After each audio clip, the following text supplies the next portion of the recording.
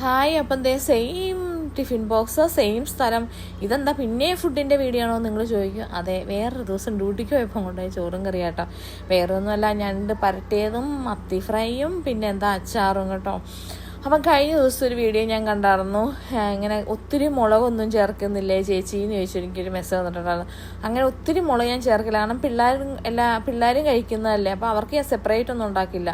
മൊത്തത്തിൽ ഉണ്ടാക്കുമ്പോൾ ഞാൻ എരിവ് കുറച്ചങ്ങ് ഉണ്ടാക്കുമോ. പിന്നെ ഒരു കണക്കിന് വെച്ച് നോക്കിയിട്ടുണ്ടെങ്കിൽ എരിവൊക്കെ കുറച്ച് കുറയ്ക്കുന്നതല്ലേ നല്ലതല്ലേ. മൊത്തം സ്പൈസി കഴിച്ചിട്ടും വലിയ പ്രയോജനമില്ല. നമ്മുടെ വയറിന് ഓരോ പ്രശ്നം ഉണ്ടാവുന്നല്ലാതെ അതിന് വലിയ നല്ലതായിട്ടൊന്നും തോന്നുന്നുമില്ല.